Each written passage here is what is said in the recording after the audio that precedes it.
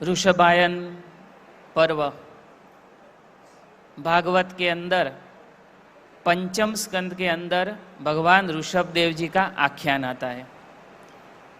ऋषभदेव भगवान ने कई भेंट दी, उसमें से एक भेंट है जो उनके चरित्र के द्वारा हम देखेंगे। भगवान ऋषभदेव के 100 पुत्र थे। सभी पुत्रों को एक बार उन्होंने एकत्र किया और फिर भगवान ऋषभदेव उनको उपदेश देते हैं। नायम देहो देहभाजां नृलोके कष्टान कामान अर्हते विद्भुजां ये तपो दिव्यम पुत्रकायेन सत्वम शुद्धेद्यस्मात् ब्रह्म सौख्यम त्वनंतम। भगवान ऋषभदेव अपने 100 पुत्रों को एक उपदेश देते कि हे पुत्रों, यह जो शरीर मिला है, मनुष्य का देह मिला है, उसे केवल विषय भोग के लिए नहीं है, लेकिन उससे आप तप, संयम और आत्मज्ञान के बाद आत्मज्ञान का रास्ता लीजिए। तो यह चरित्र में से हमें 2 सीख मिलती है। पहली, अपने बच्चों को कैसे संस्कार देने चाहिए। तो ऋषभदेव भगवान के यह चरित्र से हमें बाल संस्कार की प्रेरणा मिलती है कि बच्चों के लिए समय निकालना चाहिए। आज हम धंधा, नौकरी, बिजनेस उसके अंदर इतने बिजी है, इतने व्यस्त है कि हमारे बच्चों के लिए हम समय नहीं निकाल सकते, हमारे परिवार के लिए हम समय नहीं निकालते। ऋषभदेव भगवान के यह चरित्र से हमें सीखना मिलता है कि परिवार के लिए हमें समय निकालना चाहिए। परम पूज्य विश्व वंदनीय संत परम पूज्य प्रमुख स्वामी जी महाराज, जिन्होंने अक्षरधाम के निर्माण किए, अबू धाबी मंदिर के उद्घाटक परम पूज्य महंत स्वामी जी महाराज, यही हमें उपदेश देते हैं कि हमें प्रतिदिन घर सभा का आयोजन करना चाहिए, जिसमें परिवार के सभी सदस्य एक साथ में रहे, बैठे और सत्संग करें। जिस धर्म के अंदर हम मानते हैं उस धर्म के धर्म शास्त्रों का हम पठन करें। तो ऋषभदेव भगवान यह सिखाते हैं कि बच्चों को बाल संस्कार देना चाहिए और उनके लिए समय निकालना चाहिए। No one will remember your projects and deadlines. Everyone will remember your presence. क्या आपने अपने परिवार के साथ, अपने बच्चों के साथ कितना समय निकाला, उनके साथ कितने रहे, कितने संस्कार दिए, यह आवश्यक और अनिवार्य है। कोई आपके प्रोजेक्ट्स और डेडलाइन को कभी कोई याद नहीं करेगा। तो ऋषभदेव भगवान के इस चरित्र में से हमें बाल संस्कार और परिवार के लिए समय निकालकर हमें उनके साथ बैठना चाहिए, यह उपदेश उनके एक चरित्र में से मिलता है। ये तो एक चरित्र हुआ, एक चरित्र में से हमारे पूरे परिवार की सुख और शांति का रक्षण होता है। वैसे तो उनके पूरे जीवन में से हमें बहुत ही प्रेरणा मिलती है। तो वैसे ऋषभदेव भगवान को नतमस्तक कोटि कोटि प्रणाम। धन्यवाद। परम पूज्य ज्ञानी जी श्री राम सिंह जी राठौड़, एसजीपीपी गुजरात के प्रभारी उन्नीशाली पधारिए। परम पूज्य ज्ञानी जी श्री राम सिंह जी राठौड़।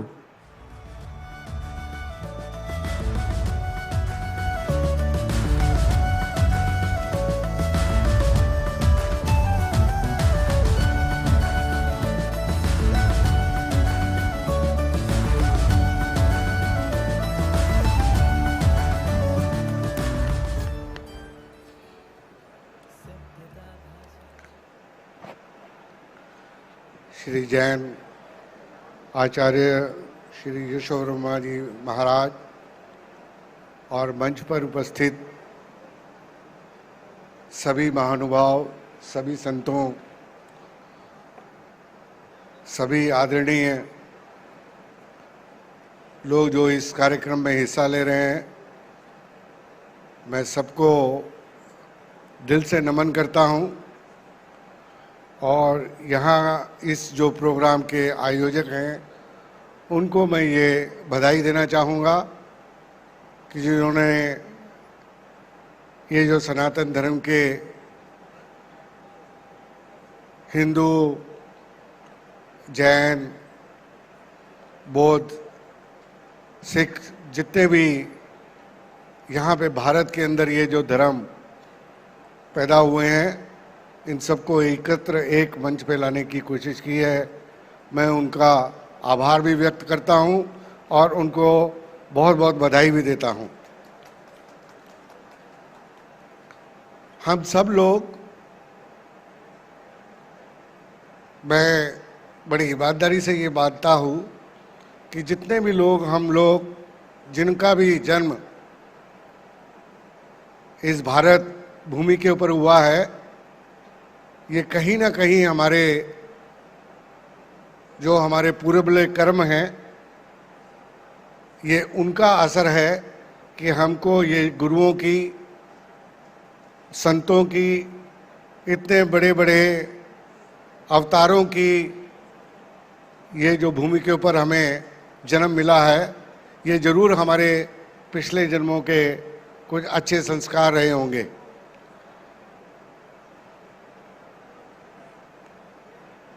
आज हम यहाँ पे जैन धर्म के बारे में हमने बहुत सारी जानकारी हासिल की। मेरा मानना ये है कि जितने भी हमारे अवतार हुए हैं, गुरु हुए हैं, संत हुए हैं, उन्होंने हमें एक शिक्षा दी है। लेकिन आज जो हमारा हश्र है वो ठीक नहीं है। तो उसके पीछे क्या कारण है?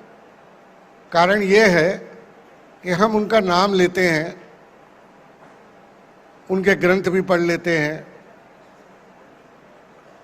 उनकी बात भी कर लेते हैं, समागम भी कर लेते हैं, लेकिन उनका जो संदेश था, जो मानवता के लिए, जो हमारा भाईचारे के लिए, उसको हम अपने जीवन में लागू नहीं कर पाते हैं। तो पढ़ना एक चीज़ है और उसको अपने जीवन के अंदर लागू करना दूसरी चीज़ है। यहाँ पे बहुत बड़े संत महात्मा, बहुत महानुभाव बैठे हैं। मैं अपनी तुच्छ बुद्धि के हिसाब से दो बातें करने जा रहा हूँ।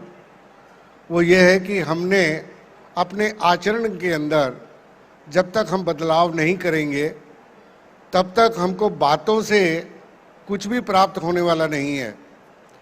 हमको वो करना होगा। गुरु ग्रंथ साहब जी के अंदर कहा गया है कि जो प्राणी इस जन्म में आया है, ये हमारे लिए बहुत सुंदर अवसर है कि यहाँ पे हम, क्योंकि इस देही को सिमरे देव, कि जो देवता भी हैं वो भी ये जो देही हमको जो प्राप्त हुई है, मानव देह, इसके लिए उसकी कामना करते हैं। कारण ये है कि यहाँ से हमको प्रभु की प्राप्ति, मोक्ष की प्राप्ति का ये बहुत नज़दीक का द्वार है। हम सब ने जो एक परमात्मा है, एक ओम है, एक वाहिगुरु है, जिसको हम अलग अलग नाम से पुकारते हैं, लेकिन वो जो शक्ति है वो एक ही है, आद है, हमेशा थी, है और रहेगी।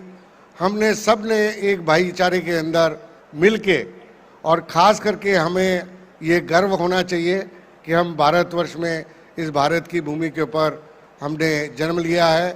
हम अपना कुछ ना कुछ योगदान आने वाली पीढ़ियों के लिए, आने वाले समय के लिए हम जरूर अपना योगदान दें। इतनी ही बात करके मैं अपनी बात को विश्राम करूंगा और धन्यवाद दूंगा आयोजकों को। वाहिगुरु जी का खालसा, वाहिगुरु जी की फतेह। बहुत बहुत धन्यवाद। मैं विनती करने जा रहा हूँ परम पूज्य जगत गुरु शांतिगिरी जी महाराज, श्री शांतिगिरी जी महाराज पधारी। Diversity, establishing and unity.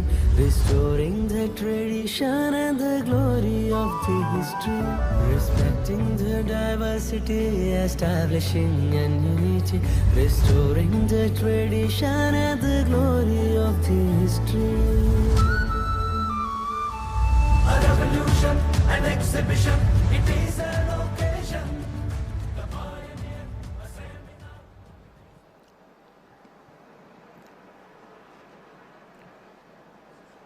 नारायणं नमस्कृत्यं नरो चैवं नरोत्तमं देवी सरस्वती व्यासं ततो जयमुदीरये।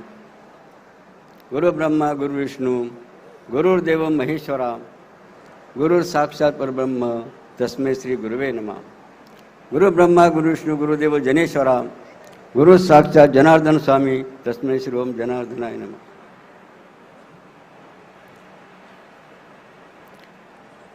आपल्या सर्वांचं सौभाग्य योग आहे की ऋषभ आयन या माध्यमातून जो या ठिकाणी या मुंबईच्या पवित्र ठिकाणी सोहळा ज्यांनी आयोजन केला अशा सर्व आयोजकांना धन्यवाद देऊन त्या तद्वतच या ठिकाणी या मंचावर उपस्थित असलेले मराठीत बोल का हिंदीमध्ये मराठी की हिंदी में हिंदी तो इस प्रोग्राम में हमारे मंच पर उपस्थित सभी संतगण उनको नमन करते हुए और आप बड़े प्रेम से यह प्रोग्राम में सम्मिलित हुए, इसी वास्ते आप सभी का जोर से ताली बजा के हम अभी उनको धन्यवाद देंगे। पहले हम लोग एक नारा लगाएंगे। क्यों नारा लगाना जरूर है कि ऋषभ के 100 पुत्र थे और उनके ज्येष्ठ पुत्र का नाम था भरत। जिस भरत के नाम से हमारे देश का नाम क्या हुआ? भारत व भारत।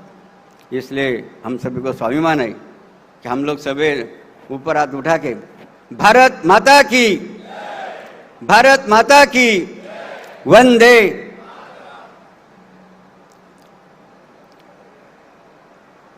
आप सभी ने सोचना चाहिए, अभी हमारे पूर्व वक्ता ने भारतीय संस्कृति का बहुत पुरस्कार क्या किया। आप सभी लोगों ने सोचना चाहिए कि ऋषभ को 100 पुत्र थे, तो आप सभी में हम या देखते हैं कि 5 पुत्र वाले को या कौन है क्या, 5 पुत्र वाले कौन है क्या, 10 पुत्र वाले कौन है। लेकिन ये अपनी संस्कृति नहीं है। ऋषभ भगवान ने 100 पुत्रों को जन्म दिया, किस लिए दिया, उसका चरित्र ही हमारे संतों ने कहा। तो पहला पुत्र था भरत, जिस भरत के नाम से इस देश को भारत नाम हो गया है। और बचे 99 सुपुत्र। 99 सुपुत्र के उनमें से 9 पुत्रों को 9 खंड पृथ्वी का राज्य उन्होंने प्रदान किया। बाकी रहे 90। उनमें से 81 पुत्रों को उन्होंने धर्म प्रचार के लिए भेज दिया इस दुनिया में। कितने पुत्रों को? 81 पुत्रों को कहाँ भेज दिया?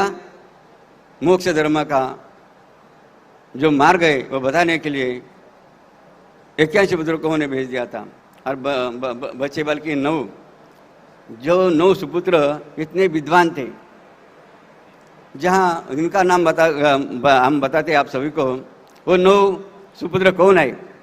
उनका नाम है कवि, हरि, अंतरिक्ष, प्रबुद्ध, पिपलायन, आविर्होत्र, द्रुमिल, चमस, करभाजन। ऐसे 9 सुपुत्र थे। क्या उनका व्रत था? जैसे हमारे जैन मुनि बहुत व्रत करते हैं कि नहीं, कोई दिगंबर थे, कोई कपड़ा ही पहनते नहीं। उसे वो 9 पुत्र कैसे थे? उनका वायुहार था। कौन सा हार था उनका? वायुहार। वह 9 पुत्र कहते। कितनी शक्ति उनमें थी, कितना ज्ञान उनमें भरा हुआ था। जब जनक राजा ने उनको सवाल पूछा था, क्योंकि जनक राजा यज्ञ हो रहा था उसी समय उनका आगमन हुआ था। और आगमन होने के बाद जब जनक राजा ने देखा कि यहाँ कौन संत मुनि जा रहे हैं, तो उनको बहुत खुशी हुई। और जनक राजा उनके स्वागत के लिए आगे गए। साष्टांग नमन जनक राजा ने उन मुनि को किया और उनको प्रार्थना किया कि आप यज्ञ में आइए और यज्ञ की पूर्णाहुति आपके कर कमल में क्या करो। और प्रार्थना स्वीकार कर वो नौ मुनि वो जनक राजा के यज्ञ में पधारे। जब यज्ञ के प्रवेश द्वार में उनका आगमन हुआ तो यज्ञ में जितने शामिल हुए थे, यजमान हो, पंडित हो, ऋषि मुनि हो, सब उसके स्वागत के लिए खड़े हुए। इतना ही नहीं, क्या अधिकार होता है उनका। तो जो यज्ञ कुंड था, यज्ञ कुंड, तो यज्ञ कुंड से 3 अग्नि प्रकट हुए। देखो कितना 3 अग्नि प्रकट हुए और 3 अग्नि प्रकट होके उनका स्वागत किया। किसका? नव नारायण का। तो अवनी दक्षिणा गारिपदा उस अग्नि को कहते हैं। इससे आपको पता चला कि ऋषभ के जो पुत्र थे वो कितने शक्तिमान थे। और हमें बहुत खुशी हुई कि ऋषभायन का आयन होना आपके लिए बहुत सौभाग्य की बात है। ऋषभ यानी भगवान नारायण का स्वरूप है। जैसे स्वामी नारायण के यहाँ पधारे, स्वामी नारायण के यहाँ पधारे हैं। जो प्रमुख स्वामी थे ना, अपने प्रमुख स्वामी, हमसे उनके मिले थे। देखो आज हमें बहुत खुशी हुई। हम लोगों को थोड़ा गौर की बात है कि हमारा देश का नाम क्या है? क्या आपका देश का नाम क्या है? भारत है। तो हम आपको आग्रह करते हैं कि आपके देश को कौन से नाम से बोलना चाहिए? भारत नाम से बोलना चाहिए। दूसरे नाम लेना नहीं चाहिए, क्योंकि बेइज्जत अपने या हो सकती है। इसलिए यह जो समय इस देश में आया है वो बहुत आपके लिए पूरक है, क्योंकि सेंट्रल गवर्नमेंट में नरेंद्र मोदी है और महाराष्ट्र में हमारे देवेंद्र जी फडणवीस है। ज़रा ताली बजा के वो नेतृत्व का हम लोगों ने अभिनंदन करना चाहिए कि भगवान नारायण ने ही उनको यह समय इस भारत देश के लिए और ये महाराष्ट्र देश के लिए दिया है। और उसके साथ साथ छोटा सा हम आपको एक आग्रह करते हैं आप सभी को। सभी लोग भारतीय संस्कृति बारे में आप लोगों को सुना रहे थे। हम की थोड़ी सी बात आपको कहते हैं कि क्योंकि आप लोग जो अंग्रेजी में जो बात करते हैं, अंग्रेजी जो शब्द का प्रयोग करते हैं, वो कितना बेइज्जत का काम है कि नहीं। हमारी संस्कृति कहते हैं मातृदेव भव पितृदेव भव, हमें संस्कृति की नहीं। लेकिन हमारे आज इस देश में, हमारे गाँव में कि हमारे जिनमें हमको जन्म दिया उस माता पिता को मम्मी पापा कह रहे हैं कि नहीं। ये कितनी बेइज्जत की बात है। आप लोग समझदार है। मम्मी का ही ना वो अंग्रेजी का वर्ड है कि शब्द है। अब मम्मी शब्द का अर्थ मराठी में होता है डेड बॉडी की, यानी मेरे लिए मुर्दा। देखो जिन माता ने हमको जन्म दिया उसे हम लोग अंग्रेजी वर्ड का उपयोग करके जो नाम ले रहे, जो शब्द प्रयोग कर रहे हैं, कितनी बेइज्जत का काम है कि नहीं। इसलिए हम लोग आग्रह करते हैं कि अपने घर में ये 2 शब्द मम्मी और पापा के इस्तेमाल किए जाते हैं, वो गलत है। ये आप न करने की कृपा करें। और उसके साथ साथ आपसे बहुत से शब्द है। भारत को अंग्रेजी में क्या कहते हैं आप लोग, है कि नहीं? इंडिया कहते, इंडिया है कि इंडिया, ये शब्द बहुत गलत है, बेइज्जत करने वाला है। इसलिए आप जो ये भारत में पैदा हुआ है वो कभी ही अपने देश को इंडिया नहीं कहेगा। वो क्या कहेगा? भारत मेरा देश है, भारत मेरा देश है, भारत इज माई कंट्री।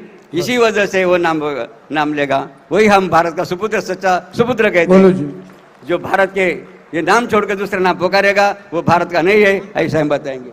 जी इसी तरह से जितने भी शब्द है अंग्रेजी के, चाहे मैडम हो चाहे सर हो, ऐसे जितने जो अंग्रेजी के शब्द या बोले जाते हैं वो बहुत बेइज्जत के हैं। इसलिए हम सभी को चरणों में आग्रह करते हैं कि इस अंग्रेजी वर्ड का इस्तेमाल मत करें और आपका बेइज्जत करने का बेइज्जत न करो। इसीलिए ओम पूर्णमदा पूर्णमिदम पूर्णात पूर्णमुदच्यते पूर्णस्य पूर्णमादाय पूर्णमेवावशिष्यते। सर्वे सुखिनः सन्तु सर्वे सन्तु निरामय सर्वे भद्राणि पश्यन्तु मां कश्चित् दुःखमाप्त। हरि ओम शांति शांति शांति। धन्यवाद। श्री मित्र जी का यहाँ पर बहुमान हो रहा है जो पधारे हैं। धन्यवाद।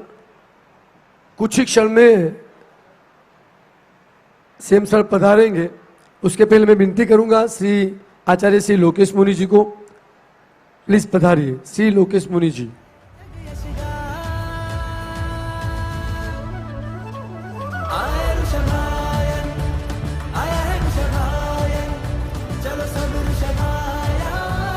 आज इस अवसर पर श्री गोपाल जी भी पधारे हैं, हार्दिक स्वागत करता हूं मैं उनका। धन्यवाद सर।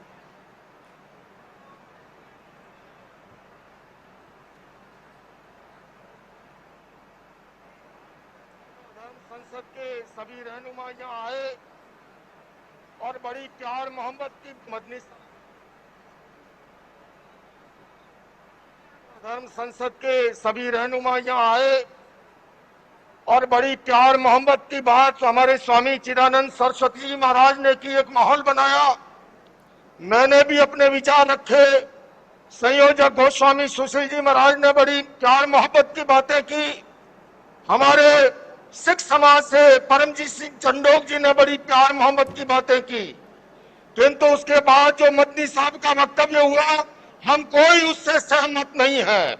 और मैं आपसे निवेदन करना चाहता हूं, हमें केवल जोड़ने की बात अगर करनी है, प्यार मोहब्बत की कीजिए। ये जितनी कहानी सुनाई है, अल्लाह मन्नू ये वो, उससे 4 गुना कहानी मैं सुना सकता हूं। मैं मदनी साहब, आप मेरे पिता तुल्य हैं, मैं आपको दावत देता हूं शास्त्रार्थ के लिए। आप दिल्ली आइए, आप मुझे सहारनपुर बुला लेंगे, मैं सहारनपुर आऊंगा। और आपको निवेदन करता हूं, जैन धर्म के 24वें तीर्थंकर भगवान महावीर हुए और उससे पहले भगवान 523वें थे। वरिष्ठ नेमी जो है योगीराज कृष्ण के चचेरे भाई थे, किंतु याद रखिए उससे पहले तीर्थंकर भगवान ऋषभ थे, जिनके पुत्र भरत और बाहुबली के आधार पर भारत का इसका नाम पड़ा है। आप ऐसे नहीं मिटा सकते। आपने जो बात कही है मैं सहमत नहीं हूँ, और मेरे सारे धर्म के संत कोई इससे सहमत नहीं है। हम केवल सहमत हैं, आपस में मिलजुल कर रहे हैं। अरे भैया सुन, मैं 2 मिनट कम बोलूंगा, इसको चलने दे दो। किसी की सुन मत, इसको चलने दे, मैं 2 मिनट कम बोलूंगा। मदनी साहब के निमंत्रण पर आगे ले जा, आगे ले जा।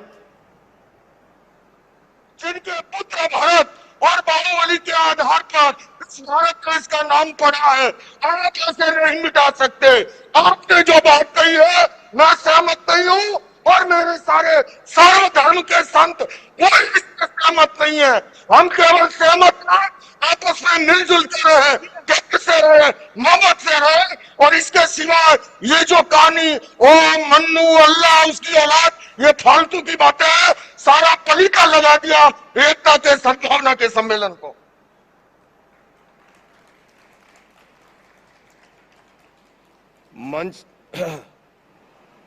मंच के मध्य सुशोभित प्रातः स्मरणीय कोटि कोटि जनों के आस्था के केंद्र परम पूज्य गच्छाधिपति आचार्यों के महाआचार्य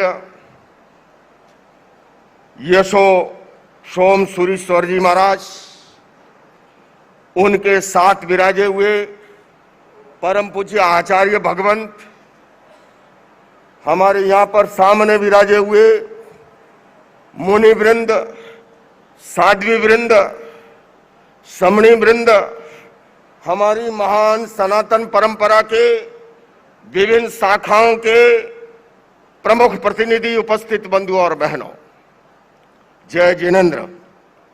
केम वापरीने नहीं आव्या? नौकारसी नहीं कीधी? जय जिनेन्द्र, जय सियाराम, जय हिंद, जय स्वामीनारायण, सत श्री अकाल। आचार्य भगवंत, सबसे पहले तो मैं आपके श्री चरणों में पंचांग प्रणति पूर्वक वंदन करता हूं। और मैं ये पंचांग प्रणति पूर्वक वंदन ये तालियां बजवाने के लिए नहीं, मेरा ये मानना है, और मेरा नहीं, ये भगवान महावीर का मानना है।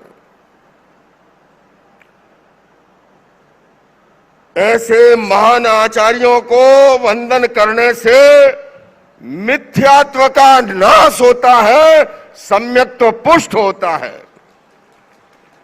तो आज तो पहले मैं ये जो गलत धारणा घुसाई हुई है ना हमारे अंदर, एक दूसरे को मिथ्यात्व मानने की, आचार्यवर माफ करना मुझे, इसी ने जैन धर्म का बेड़ा गर्क किया है। महावीर ने ऐसा नहीं कहा है। महावीर ने क्या कहा? धर्म को अधर्म समझना मिथ्यात्व, अधर्म को धर्म समझना मिथ्यात्व। यही कहा ना आचार्य भगवान। मार्ग को कुमार्ग समझना मिथ्यात्व।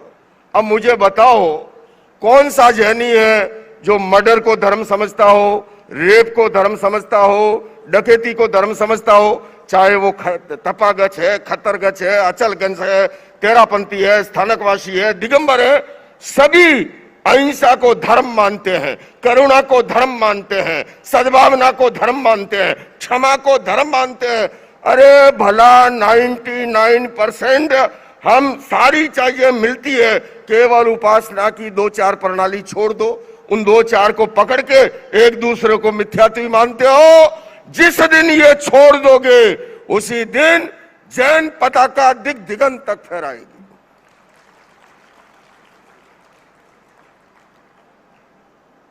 छोटी मोटी बातों में उलझे हुए हो। हालांकि उसके परिणाम मुझे भी भोगने पड़ते हैं। कहते आप तो गाड़ी में बैठते हो। मैंने कहता मैं गाड़ी में बैठता हूं, तुम्हारे पीछे गाड़ी चलती है झंडा लगाए हुए। बोले आप माइक में बोलते हो। मैंने कहा मैं माइक में बोलता हूं, तुम्हारे नीचे माइक है या ऊपर माइक है, छिपा के बोलते हो।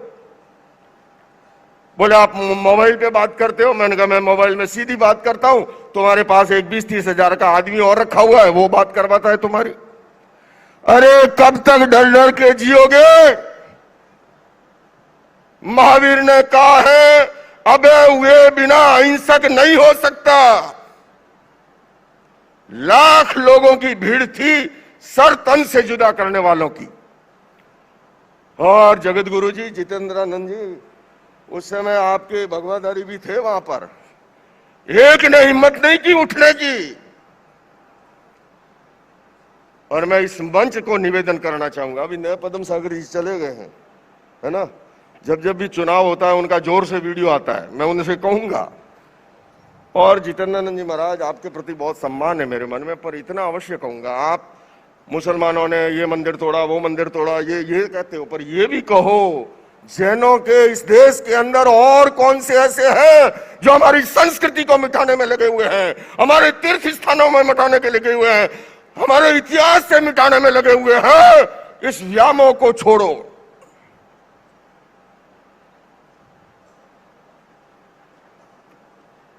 मैं आचार्य भगवान अधिक समय नहीं लूंगा। भगवान महावीर ने क्या कहा? कषाय मुक्ति किल मुक्ति रेवे। मुक्ति का अधिकारी कौन है? जिसने क्रोध, मान, माया, लोभ को जीता है, वो मुक्ति का अधिकारी है। महावीर जैसा है सांप्रदायिक धर्म, व्यापक धर्म नहीं मिल सकता। महावीर कहते हैं, उन्होंने 15 प्रकार का सिद्धत्व का वर्णन किया। तीर्थ सिद्ध, अतीर्थ सिद्ध, अन्य तीर्थ सिद्ध, स्वलिंग सिद्ध, गृहलिंग सिद्ध। मैं आज जो कुछ भी बोलूंगा आगम आधारित बोलूंगा, वरना मुझे पता है आचार्य भगवंत ये मेरे जितने हैं उखाड़ देंगे। ये महावीर ने यही कहा, मुक्ति का संबंध न देश से है न वेश से है। इस्लामाबाद में जन्म लेने वाला भी मुक्त हो सकता है, बशर्ते उसके भीतर कषाय मुक्ति हो, राग देश मुक्ति हो। ये हमारे चौहान जी आ गए हैं, सुरेश जी, ये बड़ा जोरों से चलाते हो। लेकिन याद रखो, मुक्ति का संबंध देश से है न वेश से है। मुक्ति का संबंध केवल और केवल कषाय मुक्ति से है। महावीर ने कहा सोई उज्जूय भूयष्ट धम्मो शुद्ध से चिट्ठई। महावीर ने कहा रिजुता, सरलता और वर्णा भले मैं औरों पे नहीं ले रहा हूं। लोकेश मुनि जी महाराज, ये रजोरन ले लो, पात्र ले लो, समेत शिखर पे जन्म ले लो, पालीतना में ले लो, गिरनार में ले लो, अगर लोकेश मुनि के भीतर राग द्वेष मुक्ति नहीं है तो लोकेश मुनि की मुक्ति नहीं हो सकती। इशारे इशारे में मैंने सब कुछ कह दिया है, सुन लो, कसौटी इतनी है केवल। आचार्य भगवंत, आपने ये दूसरा ऋषभायन आज किया है और आज मैं आपको आमंत्रित करने आया हूं। भारत की राजधानी दिल्ली, जिसकी आवाज दुनिया सुनती है, और आपके जितने ट्रस्टी यहां पर विराजित हैं, मैं उनसे निवेदन करूंगा जितना भी यह खर्चा आपने यहां किया मुझे नहीं पता, उससे 50% और कम बजट दे देना, नंबर 1। नंबर 2, ये जितनी खाली कुर्सियां हैं इतने लोग पीछे खड़े मिलेंगे और वो लोग होंगे जिनको एक एक को आप नाम से जानते हो।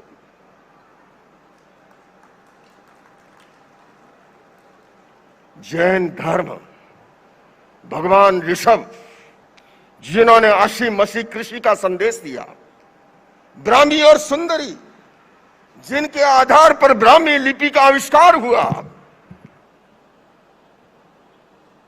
भरत जी जिनके आधार पर इस देश का भारत वर्ष नाम पड़ा है, आज भी आपको शुगर कोटेड गोलियां देके लोग भटकाएंगे, इससे जोड़ेंगे उससे जोड़ेंगे।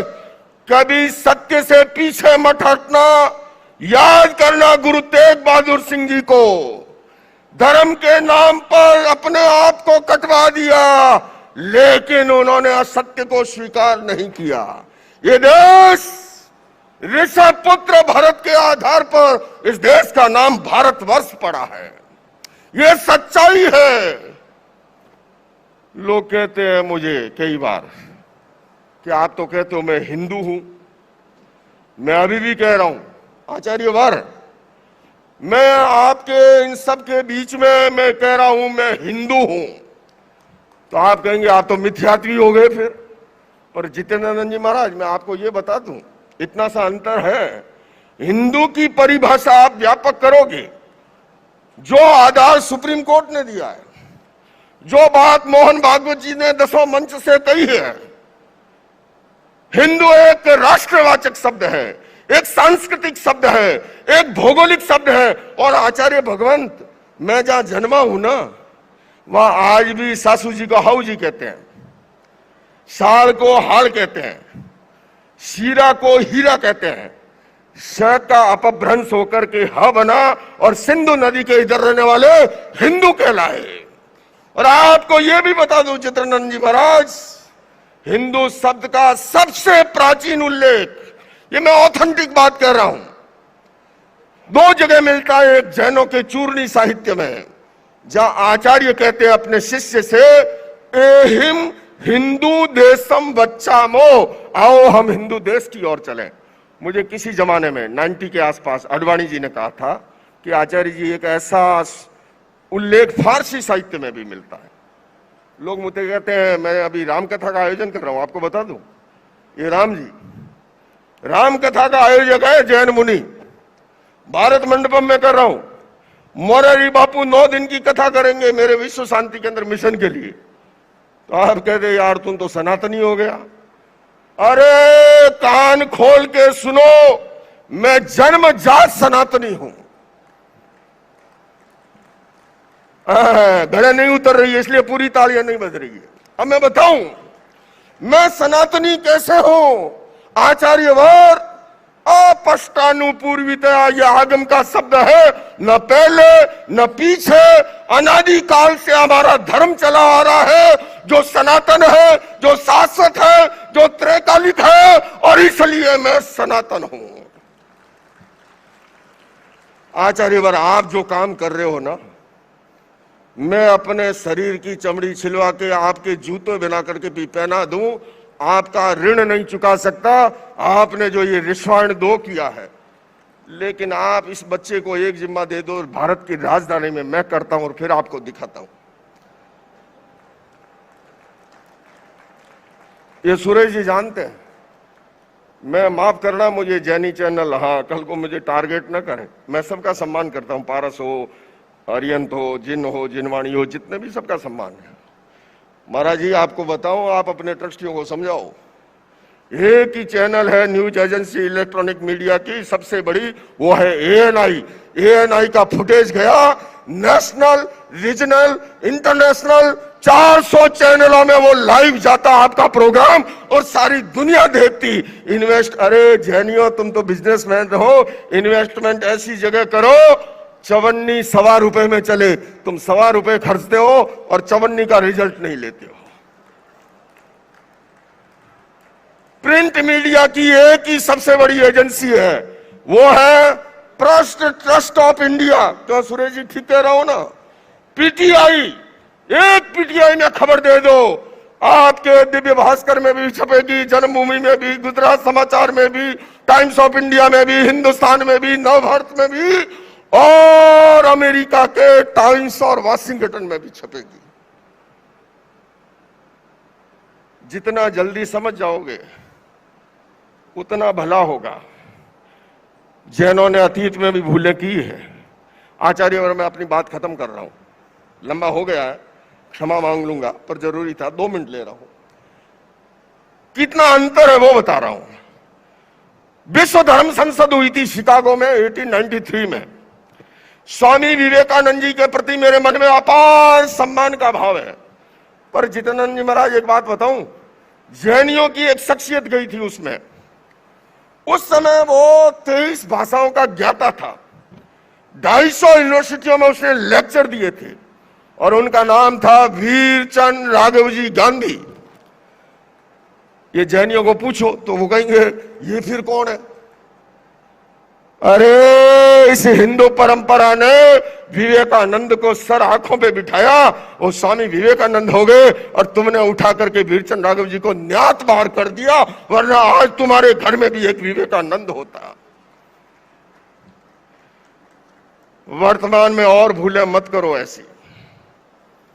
श्रीमन रायचंद्र हुए, और वीरचंद राघव जी गांधी महात्मा गांधी के रूम पार्टनर थे।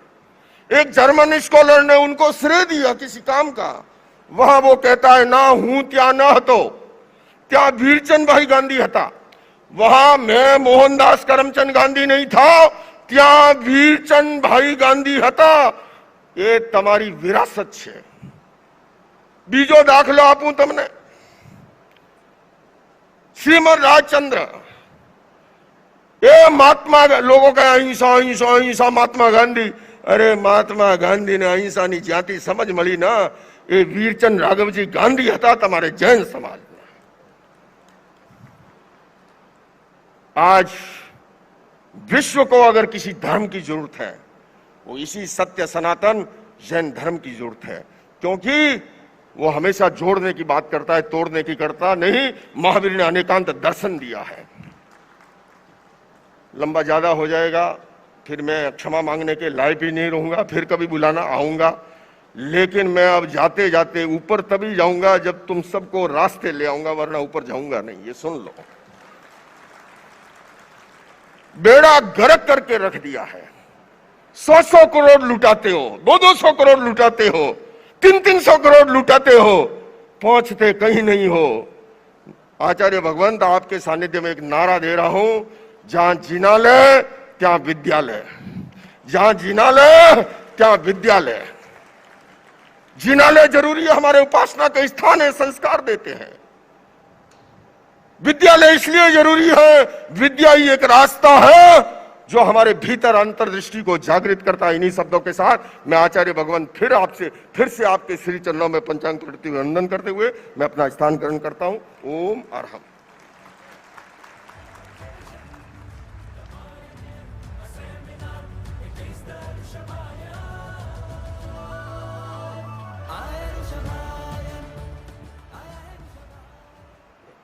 बैकग्राउंड में एक गाना आप लगातार सुन रहे हैं, आया ऋषभायन।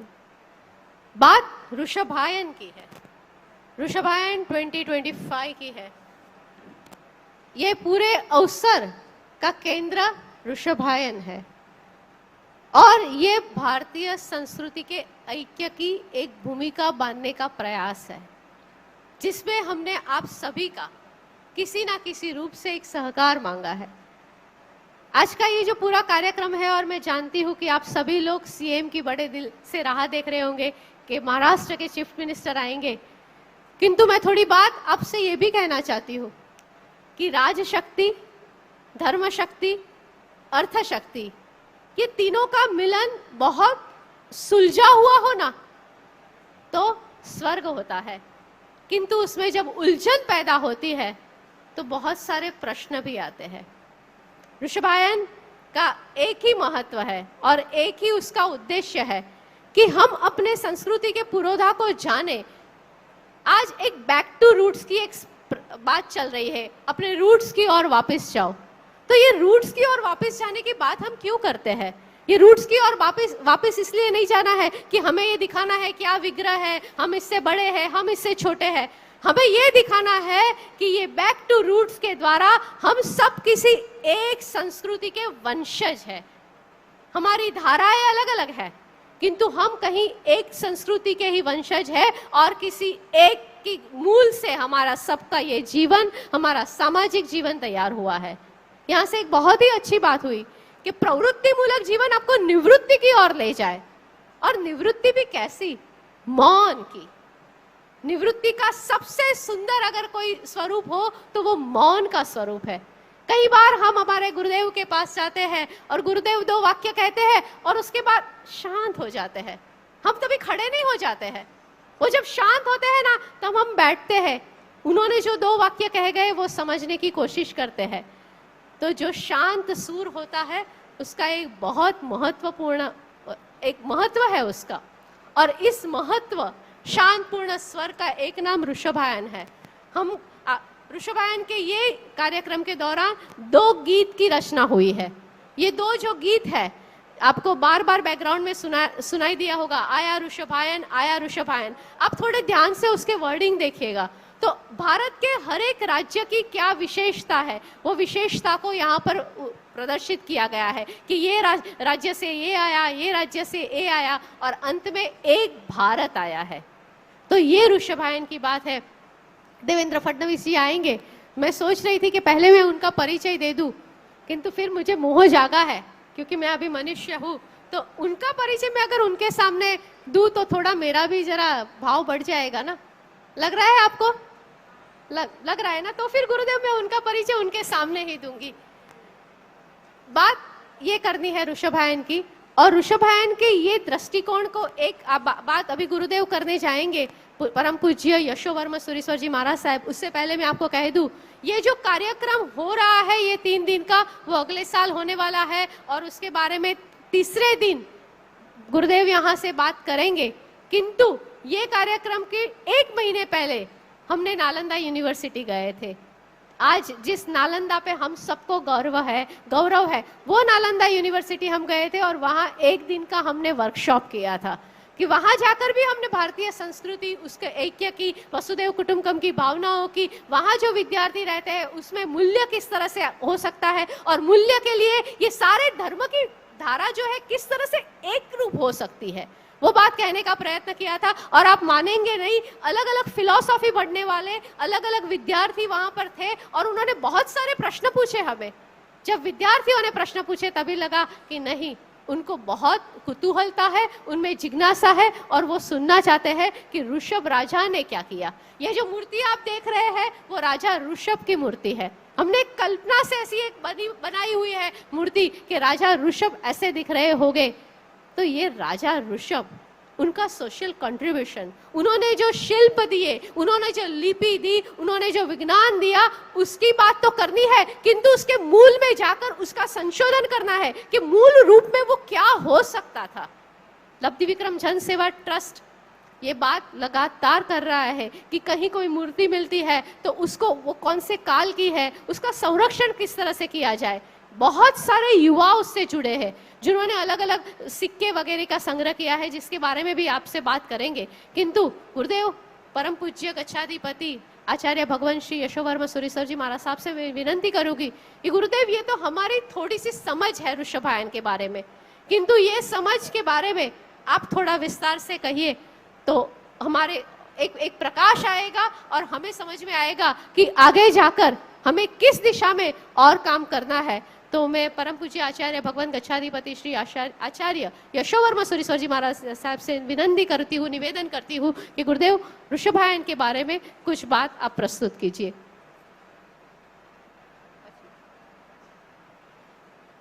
गुरुदेव ने कहा कि नहीं, तुम बोलो, बच्चे को मैदान दे दिया है कि खेला करो। वहां से अंपायर बनकर फिर बैठेंगे ना, वो देखेंगे भी, मुझे डर लग रहा है अभी तो। खैर, तो जब अब खेल दिया है मौका और कहा है कि तुम बोलो, तो मैं ऋषभायन की ही आपसे और थोड़ी सी बात प्रस्तुत करूंगी। मैंने आपसे बात की थी कि बाजू के रूम में जो कॉन्फ्रेंस हॉल है, आप यहाँ जब बैठेंगे उसके थोड़े समय के दौरान आप मेरी ऐसी विनंती है आप सभी को कि आप वहां पर भी आए। उसके अलावा उसके बाजू में बहुत सारे स्टॉल है।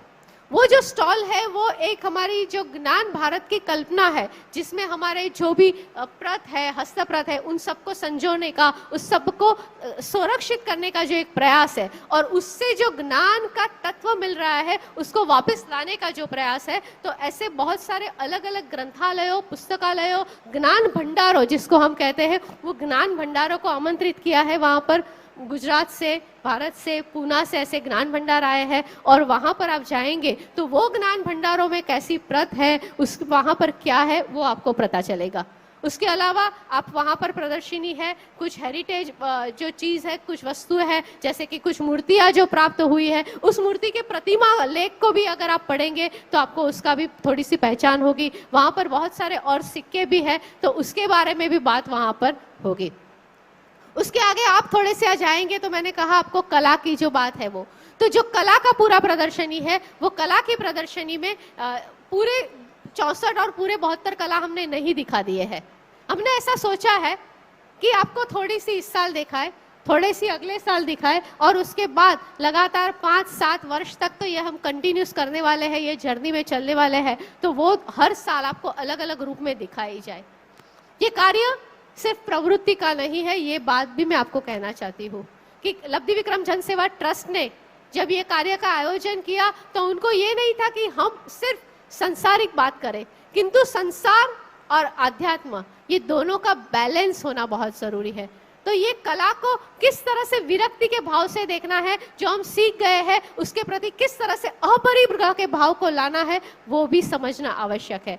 और वो बात भी आपको धीरे धीरे ऋषभायन, मतलब आप प्रवेश करोगे इस महल में, और महल में प्रवेश करने के बाद उसकी 64 और 72 बारियां है, वो अलग अलग बारियों से आपको अलग अलग दृश्य मिलेगा। किंतु जैसे जैसे आप उस शिखर को ऊपर जाओगे तो आपको पता चलेगा कि ये बारियों के बाद और बात आती है, और बात आती है, और अंत में भरत और बाहुबली की बात आएगी, और जहां पर सुंदरी और ब्राह्मी जाकर कहेगी, वीरा मारा गज से हेठा उतरो, गज चढ़े ना केवल होए, गज से नीचे उतरो, गज चढ़े ना केवल होए। वो बात एक नारी ने अपने भाई से कही थी बाहुबली को, और बाहुबली का उस समय जो अहंकार था वो अहंकार नष्ट हुआ था।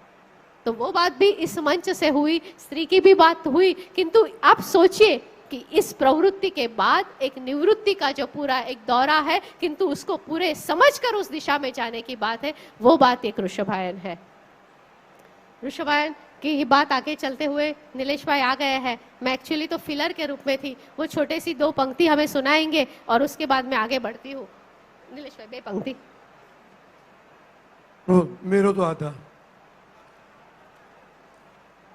जिसके नाम से लगातार हम मंत्रमुग्ध हुए हैं, उस नाम को 2 मिनट जपने के बाद उन्हें शरीर आगे बढ़ेंगे। 2 हाथ से मेरे साथ जुड़ेगा, ताली जरूरत पड़ेगी। संगीत के सथवारे बहुत सुंदर ये भाव मनुष्यालियों हो। आज प्रियांक भाई भी बता रहे हैं सूरत से, तो साथ में अरे मेरो तो आधा श्री ऋषभ के चरनार में, मेरो तो आधा श्री ऋषभ के चरणार विंद मेरो तो आधार, अरे मेरो तो आधार। श्री ऋषभ के चरणार विंद मेरो तो आधार।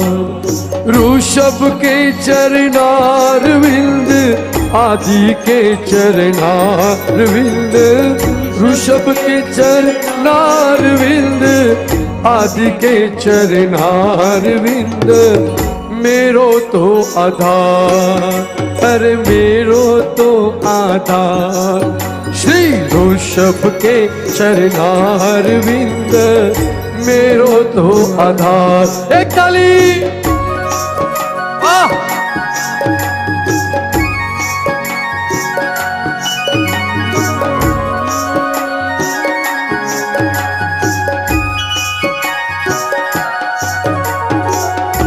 इस दुनिया के पहले मुनि और आज जो दीक्षित हो रहे हैं, वो दीक्षार्थी में से एक बच्ची को देखा, 18 साल की थी और वो श्रृंगार कर रही थी।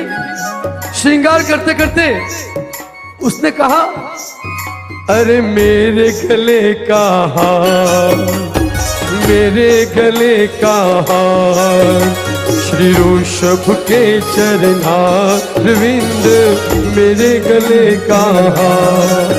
श्री ऋषभ के चरणार विंद, ऋषभ के चरणार विंद आदि के चरणार विंद, ऋषभ के चरणार विंद आदि के चरणार विंद, अरे मेरो तो आधार। श्री ऋषभ के चरणार विंद मेरो तो आधार। अगर दुनिया के सारे संत इकट्ठे हुए हैं, दुनिया पूरी मानती है कि सबसे पहले राजा और सबसे पहले देव अगर आदिनाथ ही है, ऋषभ ही है, तो मैं चाहूंगा कि आप भी मानोगे और मानना पड़ेगा। अगर मानते हो तो दोनों हाथ ऊपर लीजिए, शाबाश। अरे मेरो तो आधार, श्री ऋषभ के चरणार विंद मेरो तो आधार, श्री ऋषभ के चरणार विंद।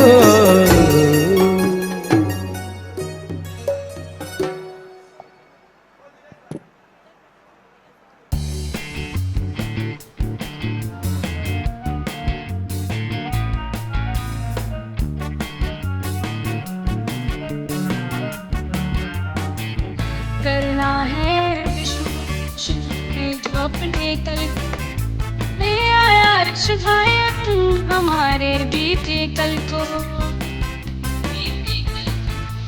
करना है विश्व रोशन हमें अपने कल ले आया ऋषभायन हमारे बीते कल को। ले आया ऋषभायन हमारे बीते कल को।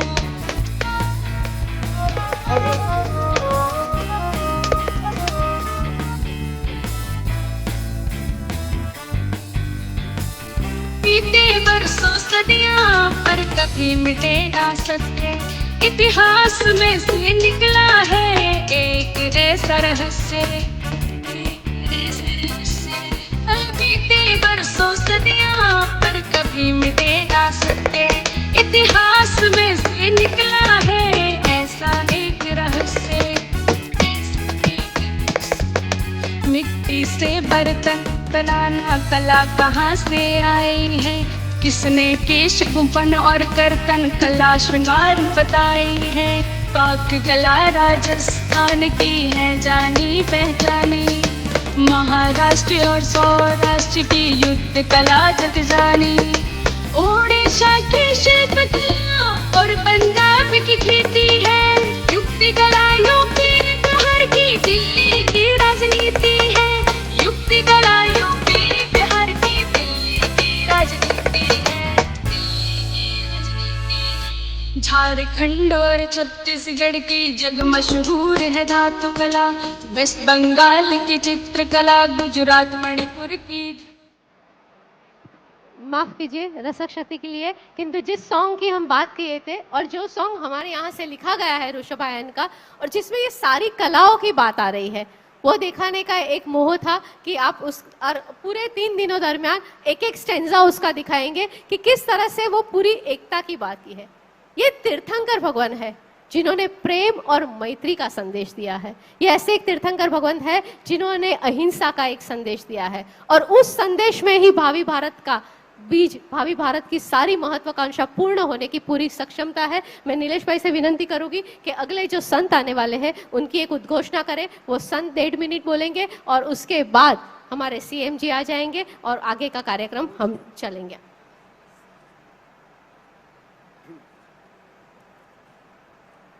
डॉक्टर भदंत राहुल बोधी महाथेरो है पुण्यशाली पधारिए, पधारिए संत सी भदंत राहुल बोधी जी।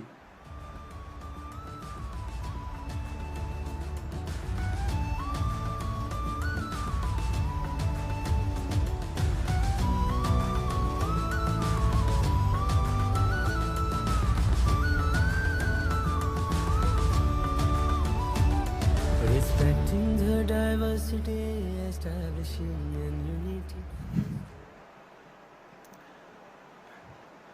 आज के इस बहुत बड़े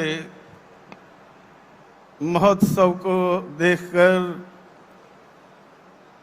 हमें बड़ी प्रसन्नता हो रही है। आप बड़े भाग्यशाली हैं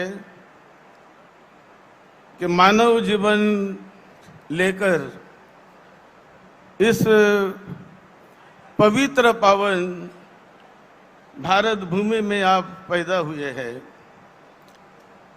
ये भारत भूमि में पैदा होना ये बहुत ही बड़ी पुण्य की बात है।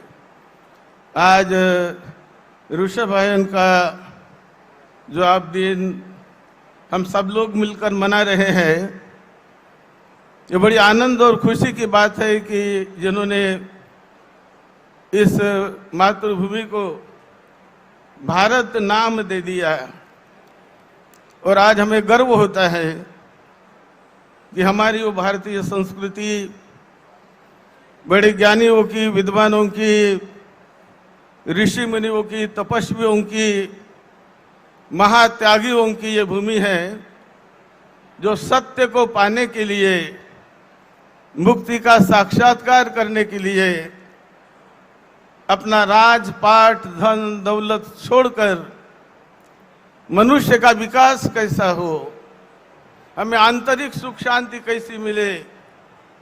धन दौलत का बहुत बड़ा महत्व है जीवन में, लेकिन केवल धन दौलत से ही परम सुख, परम शांति नहीं मिलती। बहुत सारे ऐसे धनी लोगों को हम देखते हैं कि आनंद और सुख से बड़े दूर रहते, कभी कभी 6 इंद्रियों का आनंद उन्हें मिलता है, लेकिन भीतर के जो आत्मा का, मन का जो आनंद है, उससे कभी कभी धन यह हमें दूर भी रखता है।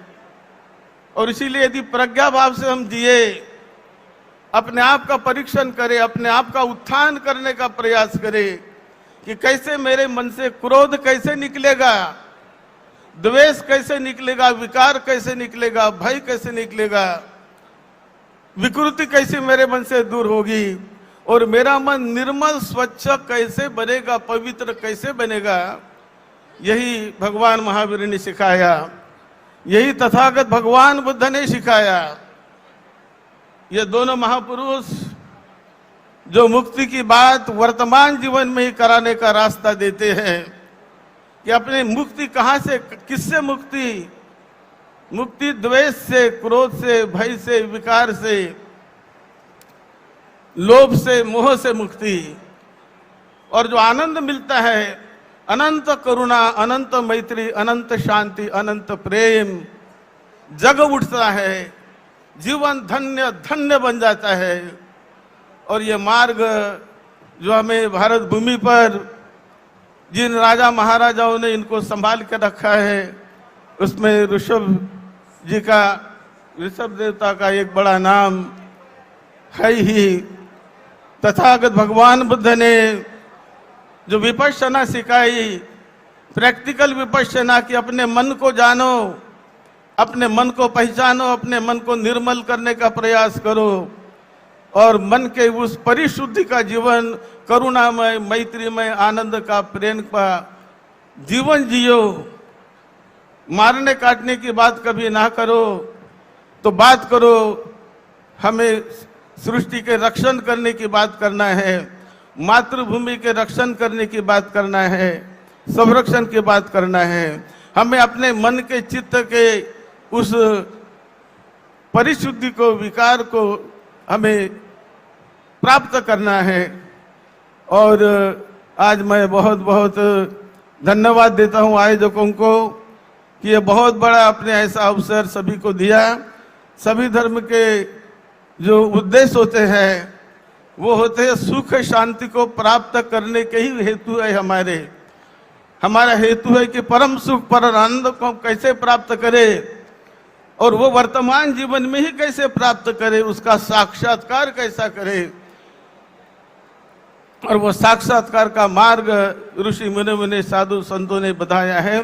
तथागत भगवान बुद्ध ने भी बहुत बड़ी सेवा की है। तथागत बुद्ध का जो मार्ग है, बहुजन हिताय बहुजन सुखाय देशत भिक्खवे धम्मं आदि कल्याणं मध्य कल्याणं पर्युषान कल्याणं।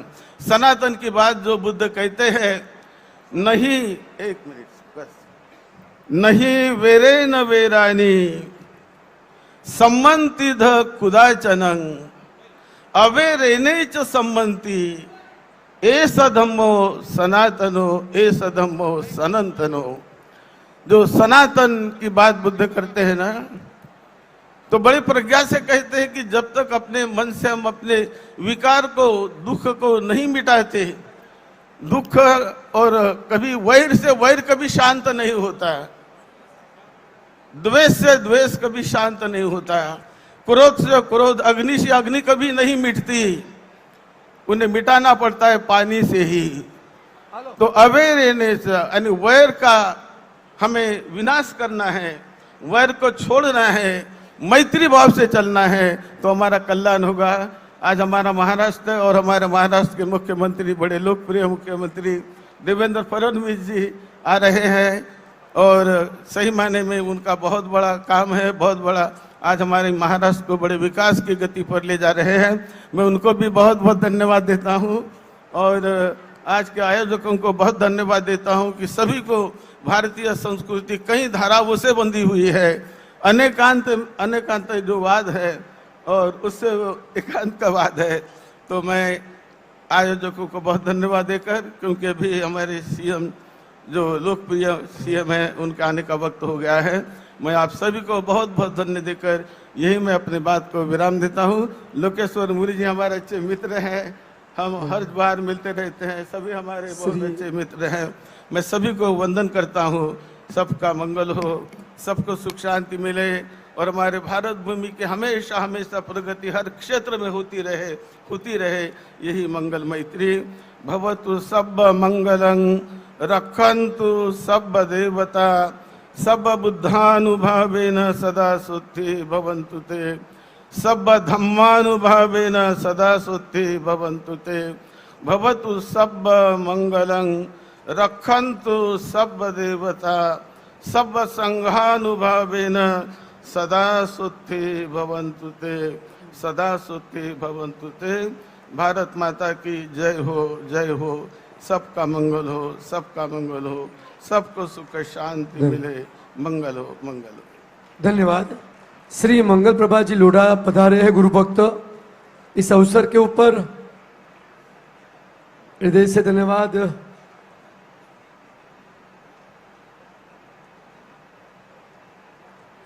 श्री सुदर्शन चैनल से पधारे हुए सुरेश जी चौहान के, प्लीज।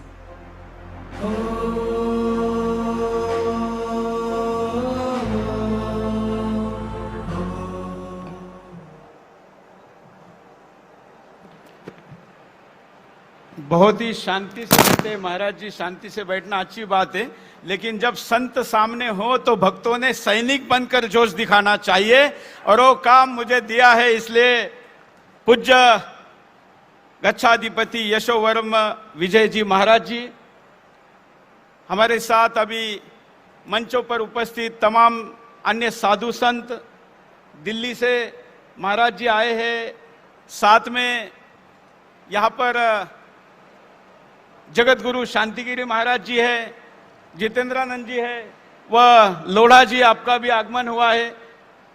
पहले तो इतने सारे सज्जन मुंबई में कहीं एक हुए हैं, ये सारे मुंबई को पता चलना चाहिए। तो जरा मेरे साथ कहिए, ऋषभ देव की, भारत माता की। इधर कुछ उपवास है क्या? हाँ, जरा जोर से, भारत माता की, वंदे वंदे। मैं आज स्पेशली दिल्ली से इस कार्यक्रम के लिए आया क्योंकि महाराज जी ने जो संकल्प लिया है, महाराज साहब, यह संकल्प पूर्ण होना चाहिए, और ये संकल्प पूर्ण होने में अगर हमको अपने जीवन का कुछ भी आहुति देने पड़े तो हम वचनबद्ध है, ये बताने के लिए केवल आया हूं। सुदर्शन न्यूज चैनल पिछले 23 वर्षों से, लोकेश मुनि जी जानते हैं, दिल्ली में हम साथ में रहते हैं। सुदर्शन चैनल वो चैनल है जो जैनियों पर कभी भी कोई आफत आती है तो सबसे पहले, सबसे आगे और सबसे मजबूती से आवाज उठाता है। पिछले दिनों हमारे जैन मुनि जब रास्ते से, सड़क से पैदल गमन करते थे तो उनके ऊपर गाड़ियां चढ़ाकर जो तथाकथित एक्सीडेंट कहा जाते थे, वो एक्सीडेंट नहीं, हत्या है, इसको साबित करने का काम मैंने किया और सैकड़ों अपराधियों को हमने जेल में डाला। यह सब करने के लिए एक अनूप मंडल नाम की संस्था काम कर रही थी, और उस अनूप मंडल संस्था जैनियों को खलनायक स्थापित करने के लिए झूठे झूठे कई पुस्तकें छापकर देश भर में प्रचार कर रही थी। संभवतः आपको पता नहीं होगा, कितने लोगों को पता है अनूप मंडल? हाँ, काफी लोगों को पता है। माननीय श्री मुख्यमंत्री जी पधार चुके हैं। हाँ, मैं उनका स्वागत करता हूँ। तो अनूप मंडल को और उसके पुस्तक को, जिसमें जैनियों को खलनायक बताया था, उसको बंद करने का काम सुदर्शन चैनल ने किया है। विनय, हमारे बीच में मैं अब देवेंद्र जी का स्वागत करता हूं। हमारे बीच में करना है, जरा ताली बजाकर स्वागत करेंगे। ले आया ऋषभायन हमारे बीते कल को, महाराष्ट्र के लोकप्रिय मुख्यमंत्री करना है विश्व देवेंद्र फडणवीस जी हमारे बीच आए हैं। ले आया ऋषभायन हमारे बीते कल को, ले आया ऋषभायन हमारे बीते कल को।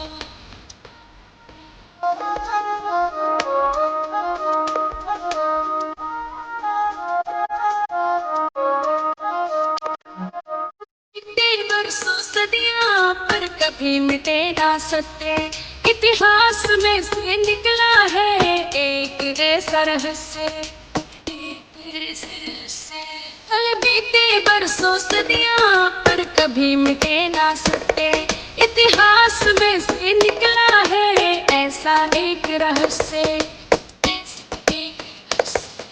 मिट्टी से बर्तन बनाना कला कहाँ से आई है, किसने केश गुंफन और कर्तन कला श्रृंगार बताई है।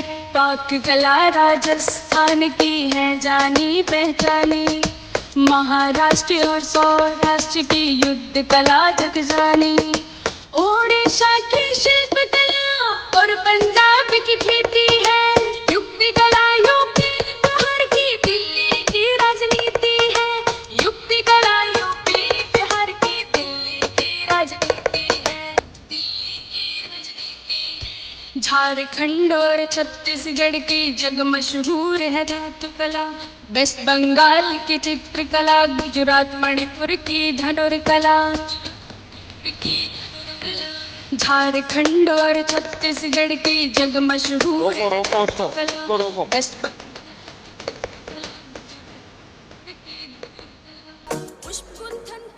आज परम पूज्य गच्छाधिपति जी के सानिध्य में सनातन की एकता का भारत को दिव्य और भव्य बनाने का कार्यक्रम हो रहा है और उसमें हमारे महाराष्ट्र के मुख्यमंत्री देवेंद्र फडणवीस जी, महाराष्ट्र सरकार के मंत्री भाई मंगल प्रभात लोढ़ा जी पहुंच चुके हैं और इस कार्यक्रम के शुभारंभ के अवसर पर मैं गच्छाधिपति जी के सानिध्य में जब ये समन्वय का कार्यक्रम हो रहा है, आप देखिए मुख्यमंत्री जी, माननीय मुख्यमंत्री जी कितनी विनम्रता के प्रतिमूर्ति है, उसका एक उदाहरण दूं।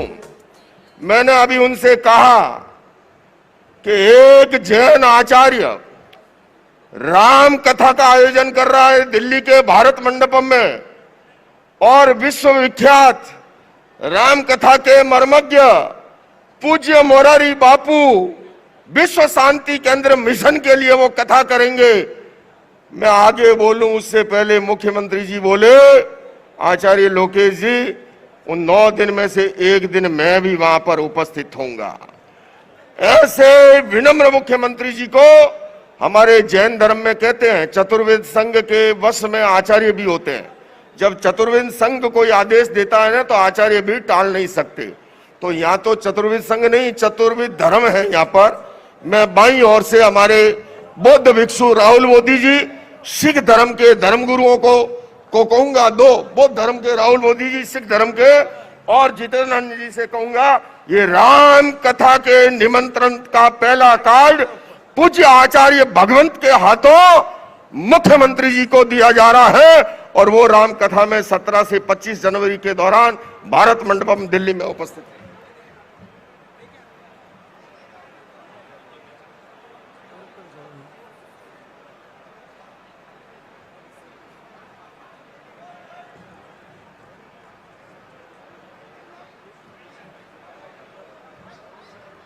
जी गुरुजी, पहला पुलिस वाला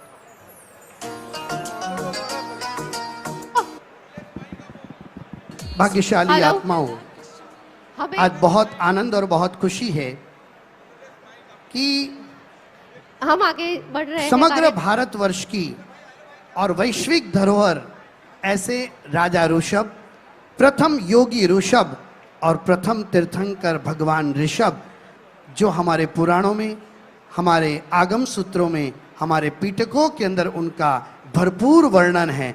उन्होंने जो 80-80 कृषि यानी खेती, व्यापार, रंग, रसायन, न्याय और नीति का जो अद्भुत बोध दिया, वो सुंदर वहां पर आज एग्जीबिशन का शुभारंभ हमारे महाराष्ट्र के मुख्यमंत्री देवेंद्र फडणवीस जी के वरद हस्तों से अभी वहां पर किया गया। अब जनता के लिए उसको खुला किया जा रहा है और ये ऐसे मुख्यमंत्री है, ऐसे प्रभावशाली है। आज जब वो पहली बार मुख्यमंत्री बने थे तब महाराष्ट्र विधानसभा के अंदर गौवंश हत्या प्रतिबंध का बिल ला करके अपने जीवदया का अद्वितीय अमर कार्य किया और अभी वापस जब मुख्यमंत्री बने तब महाराष्ट्र के अंदर गौ माता को राज्य माता का दर्जा दिलाने का पवित्र कार्य एकमात्र हमारे लाडले मुख्यमंत्री देवेंद्र फडणवीस जी ने किया। उनकी प्रतिभा, उनकी ऊर्जा, उनकी मेहनत, और आज जो महाराष्ट्र, बाकी सब तो राष्ट्र कहे जाते हैं, ये महाराष्ट्र कहा जाता है। ये महाराष्ट्र की आन बान और शान यदि कोई है तो हम सभी के प्रिय देवेंद्र फडणवीस जी के हैं।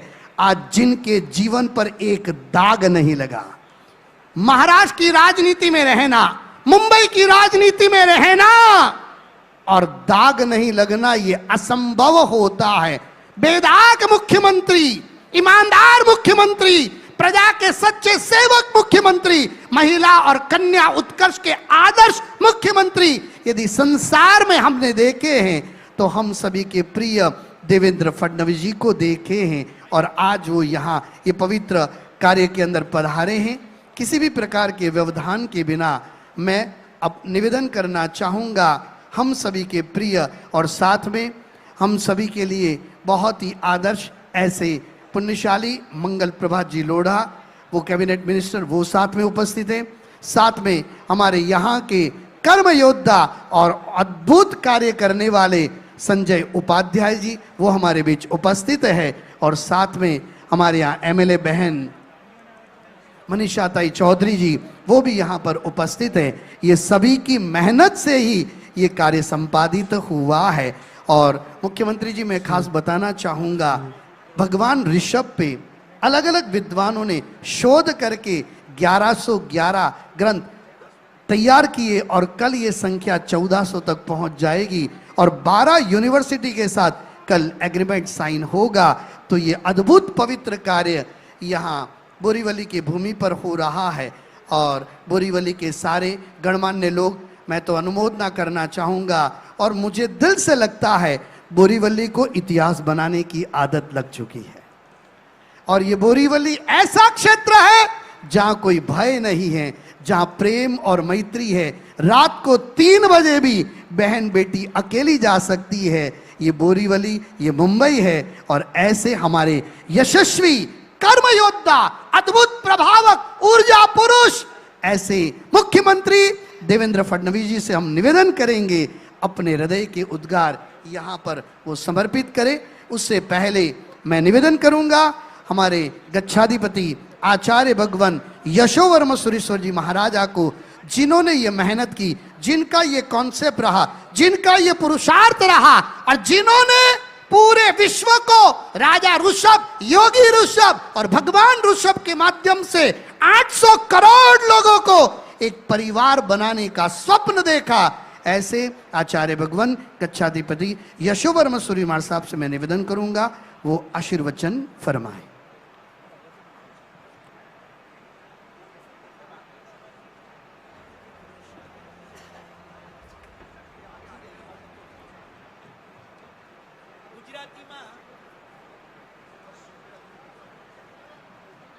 प्लीज शांति बनाए रखिए।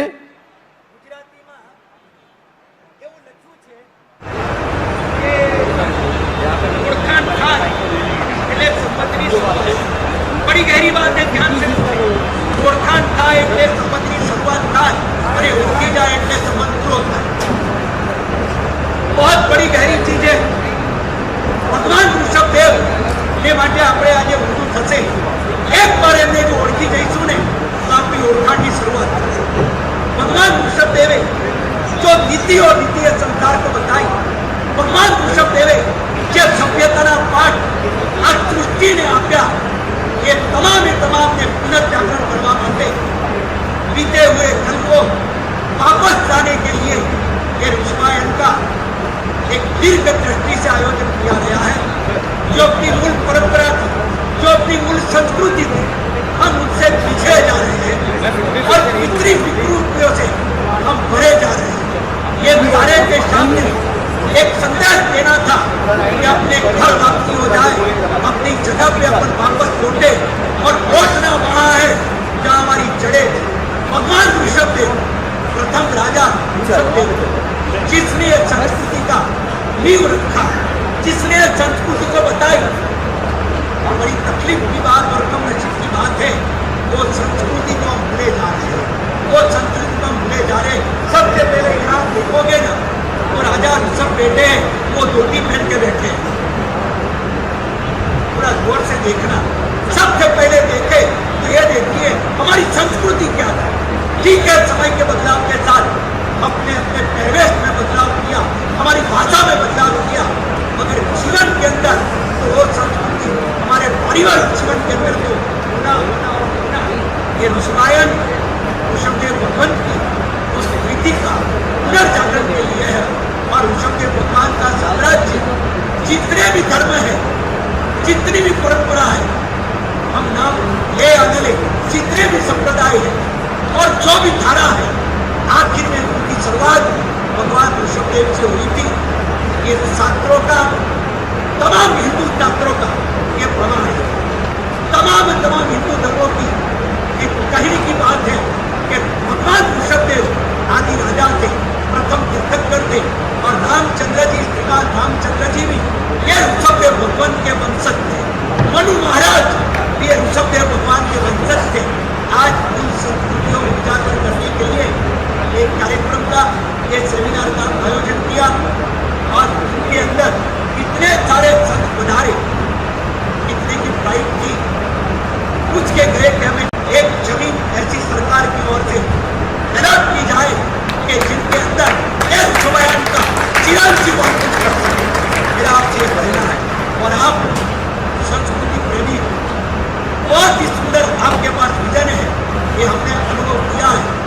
फिर से एक बार कहूँगा, आपका यह आनंद और आनंदित रहा। और फिर से मैं एक बात कहूँगा, महाराष्ट्र की सरकार हमारे साथ है, गुजरात की सरकार हमारे साथ है। फिर से एक बार ये संस्कृति के उत्थान के अंदर आप भी हमारे साथ जुड़ जाइए। मुख्यमंत्री से मैं कहूँ, आप भी जुड़ जाए। आज ठीक हो गया तो हो गया। फिर से एक बार इस सभा के लिए मैं खुशी व्यक्त करता हूँ और स्वयं और जोर से, जैसे भी सब संतों ने कहा पहले, ये तीसरा ये स्वयं आप दिल्ली में करो, हम लोग सभी तरह से तैयार हैं। सभी संतों ने, बहुत संतों ने कहा इनके बारे में सोचेंगे, मगर सबसे पहले महाराष्ट्र के अंदर इनकी नींव रखी जाए, जो चिरंजीवी अपनी मूल संस्कृति, अपने पुरोधा की याद पूरे संसार को देती रहे। इसके लिए देवेंद्र जी से मैं फिर से एक बार कहूँगा, ऐसी कोई जगह जो जगह सुंदर हो, लोकेशन भी सुंदर हो, आना जाना भी ठीक हो, ऐसी कोई जगह ये कार्य करने वाले को सरकार की ओर से हो जाए तो शायद ये संस्कृति के लिए, जैसे गुजरात के अंदर स्टेच्यू ऑफ यूनिटी हमारे मुख्यमंत्री ने बनवाई, शायद ऋषभदेव जी के लिए महाराष्ट्र से हम शुरुआत करें। इसी उम्मीद के साथ अपना प्रवचन या विराम दूंगा और आगे के कार्यक्रम के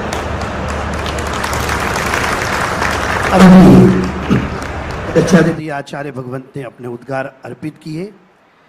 अयोध्या नगरी के स्थापक राजा ऋषभ और आज भगवान राम का अद्भुत मंदिर, जहां पर आज प्रधानमंत्री नरेंद्र मोदी जी के भव्य पुरुषार्थ से आज सानंद संपन्न हुआ है। आज बोरीवली की धर्मधरा पर मैं सामने देख रहा हूँ, गोपाल शेट्टी जी भी सामने उपस्थित है। बहुत दिल से आशीर्वाद है गोपाल भाई, आपने जो बोरीवली के पूरे क्षेत्र के लिए मेहनत की है, दिल से मुख्यमंत्री जी भी आपको बार बार याद करते हैं, बहुत अनुमोदना है। अब मैं निवेदन करूंगा, प्रधानमंत्री नरेंद्र मोदी जी, अमित शाह जी और देवेंद्र फडणवीस जी, मेरे दिल में इनका स्थान है और मैं दिल से इनको बहुत मानता हूं। ऐसे पवित्र आत्मा, निष्कलंक आत्मा, कर्मयोद्धा और हमारी आन बान और शान, ऐसे देवेंद्र फडणवीस जी से मैं निवेदन करूंगा अपने हृदय के उद्गार यहां अर्पित करें। देवेंद्र फडणवीस जी, मुख्यमंत्री महाराष्ट्र।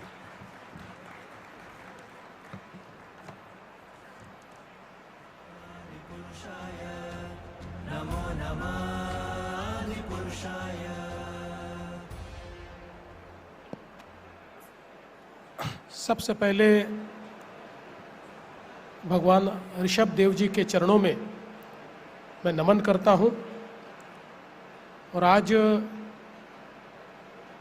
ऋषभायन के इस बहुत ही सुंदर कार्यक्रम में मंच पर उपस्थित आदरणीय जैनाचार्य श्री यशोवर्म सुरेश्वर जी महाराज साहब, जो हमेशा हमें मार्ग दिखाते हैं, ऐसे आचार्य श्री नए पद्म सागर सूरी जी महाराज साहब, हमारे साथी मंगल प्रभात लोढ़ा जी, संजय उपाध्याय जी, मनीषा ते चौधरी, योगेश सागर जी, गोपाल शेट्टी जी, आचार्य भाग्ययश सूरी जी महाराज साहब, आचार्य मुनीश्वर सुनील जी महाराज साहब, आचार्य श्री भव्य यश सूरी जी महाराज साहब, आचार्य श्री हिकार यश सूरी जी महाराज साहब, परम पूज्य यति वर्य विजय सोम जी महाराज साहब, परम पूज्य आचार्य श्री लोकेश मुनि जी महाराज साहब, पीठाधीश्वर स्वामी अवधूत बाबा अरुण गिरी जी महाराज, परम पूज्य श्री दंडी स्वामी जितेंद्रानंद सरस्वती जी, जगतगुरु शांतिगिरी जी महाराज, श्री अखिलेश्वरानंद महाराज, महामंडलेश्वर स्वामी राजेंद्रनानंद गिरी, श्री प्रशांत स्वरूपासंत जी स्वामी जी महाराज, परम पूज्य संत शिरोमणि श्री दिव्य प्रकाश दास जी स्वामी, परम पूज्य अभय स्वरूप स्वामी जी कोठारी स्वामी जी, ज्ञानी जी श्री राम सिंह जी राठौर, परम पूजनीय संत श्री माधवदास राठी जी महाराज, देवव्रत राणा जी पंढरपुर, पूज्य भारतानंद सरस्वती महाराज, संत शिरोमणि श्री दिव्या भास्कर जी स्वामी,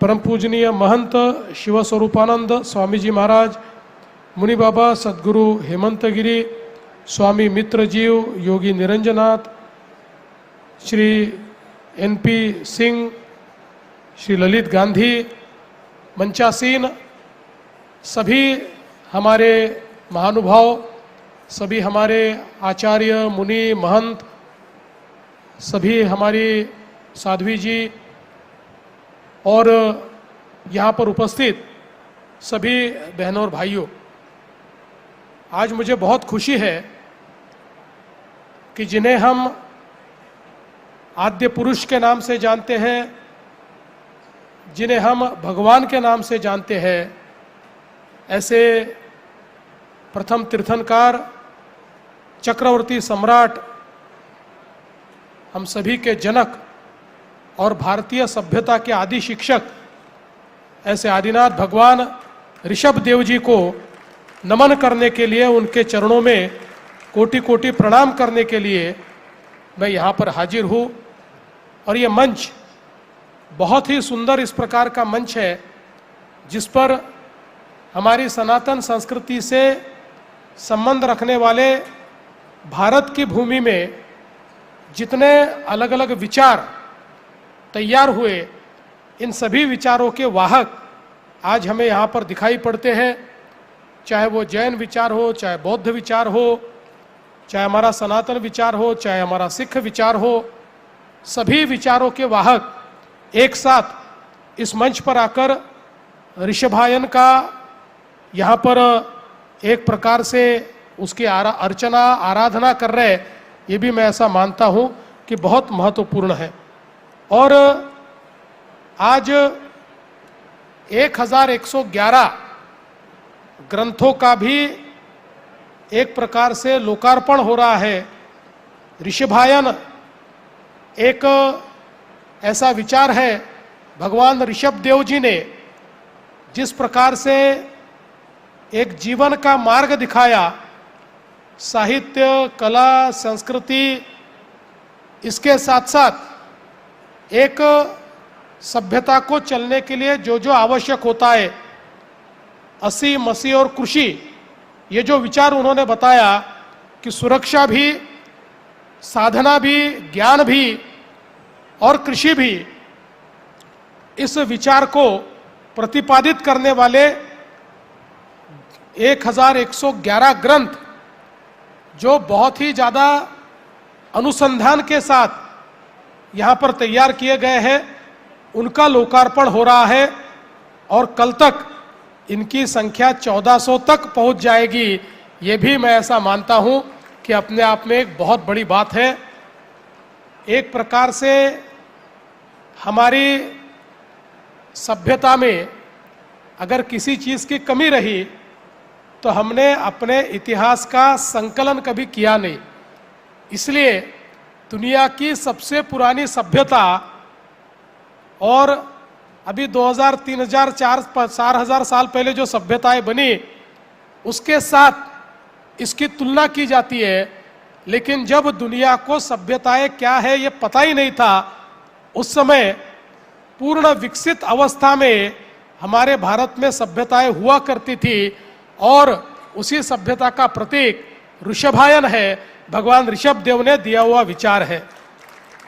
इसलिए मैं ऐसा मानता हूं कि आज सभी संतों का एक मंच पर उपस्थित होना ये भी बहुत महत्वपूर्ण है, क्योंकि ये जो हमारी एक भारतीय ज्ञान पद्धति है, जो एक इंडियन नॉलेज हमारी सिस्टम है, इस ज्ञान पद्धति को हमारे आने वाली पीढ़ियों तक पहुंचाना और जो वैश्विक विचार हम सबने पाया है, उस वैश्विक विचार से दुनिया का कल्याण हो, इस प्रकार की कामना करना, ये मैं ऐसा मानता हूं कि इस कार्यक्रम का मूल उद्देश्य है। विशेष रूप से हमारे सारे जैन संतों ने, मुनियों ने जिस प्रकार से त्याग की भावना के साथ हमारे विचार को जन जन तक पहुंचाया है, हमारे विचार को समृद्ध किया है। और इतना ही नहीं, तो हमारी जो भगवान ऋषभ देव जी ने पुरुषों के लिए जो 72 कलाएं बताई है, स्त्रियों के लिए 64 कलाएं बताई हुई है, उसको भी जीवित और पुनरुज्जीवित करने का काम जो यहाँ पर किया गया है, मैं ऐसा मानता हूँ वो अपने आप में एक बहुत ही महत्वपूर्ण कार्य है। हमारे देश के लिए, हमारे देश की संस्कृति के लिए, हमारे अभिमान के लिए, स्वाभिमान के लिए और आत्माभिमान के लिए ये काम अपने आप में बहुत ही अनूठा और बहुत ही महत्वपूर्ण है। इसलिए हम सभी, हमारे जो महाराज साहब यहाँ पर उपस्थित हैं, उन सभी को मैं नमन करता हूँ।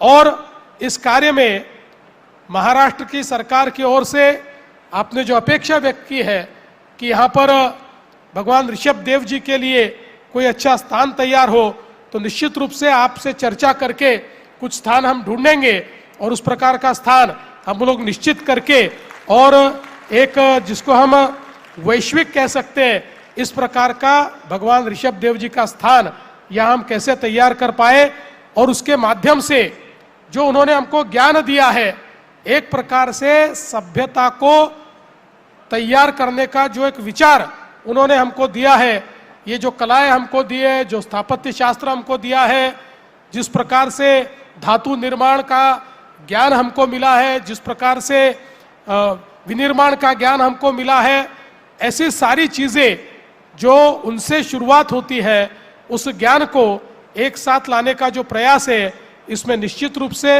हम लोग सहभागी होंगे, ऐसा मैं आप सभी को यहाँ पर आश्वस्त करता हूँ।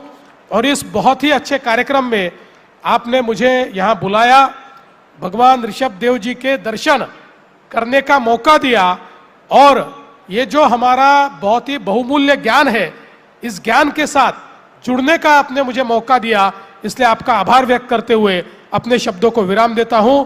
धन्यवाद। मुख्यमंत्री जी वहीं पे 1 मिनट रुकिएगा।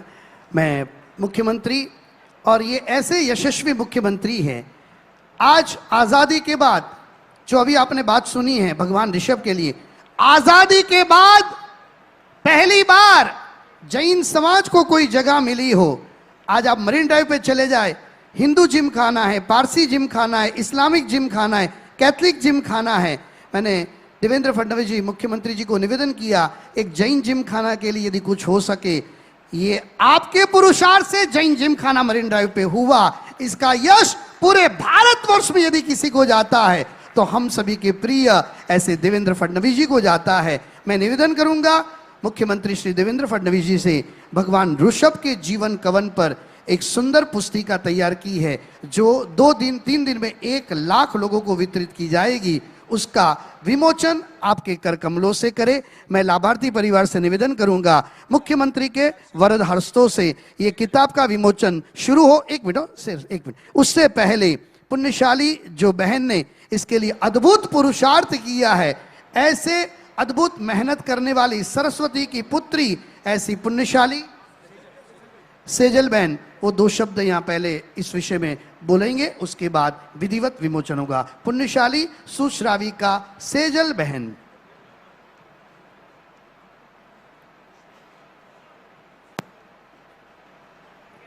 ऋषभायन कार्यक्रम के अंतर्गत जब सीएम ये मंच पर प्रस्तुत हो, और महाराष्ट्र के हमारे लोक लाडीला ऐसे ही सीएम है जो युवाओं को बहुत प्रिय है, जो युवा नहीं रहे हैं ऐसे वृद्धों में भी वो बहुत श्रद्धा रखते हैं, और बच्चे आपके सामने बड़े आदर्श से देखते हैं कि हम भी एक दिन ऐसा बनेंगे।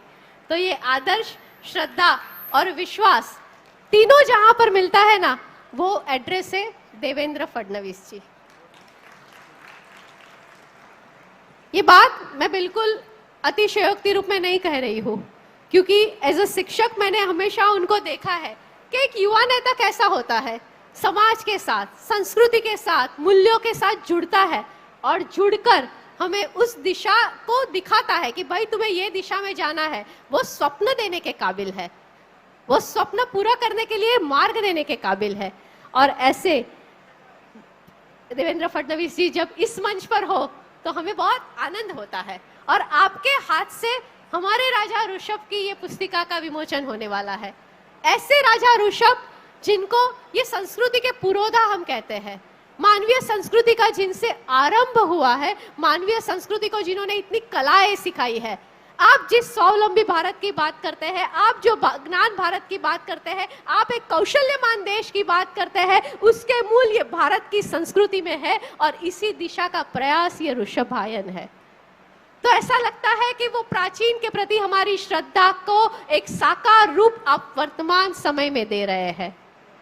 और ये इससे बड़ी खुशी की बात क्या हो सकती है। ये छोटी सी एक पुस्तिका तैयार की है जिसमें राजा ऋषभ और तीर्थंकर परमात्मा ऋषभ देव के बारे में विस्तार से लिखा हुआ एक जीवन है उनका।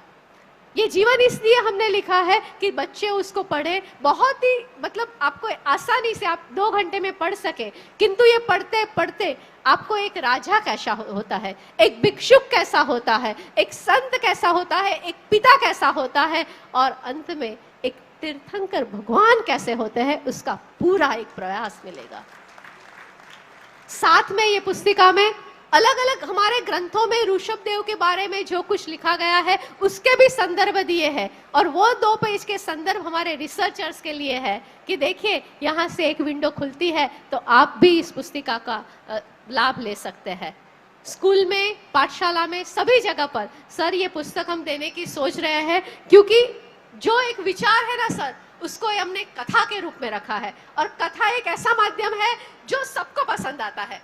तो वो बात सर यहाँ पर हमने प्रस्तुत की है और आपको नम्र निवेदन है कि आपके हाथों से जब ये किताब विमोचित होगी, उसका इनॉग्रेशन होगा, तो मुझे लग रहा है महाराष्ट्र नहीं पूरे भारत के युवा वर्ग तो डेफिनेटली उसको पढ़ेगा। तो विमोचन के लिए हम बहुत सही कहा। और भगवान महावीर का जीवन चरित्र महाराष्ट्र की प्रत्येक स्कूलों के अंदर पढ़ाया गया।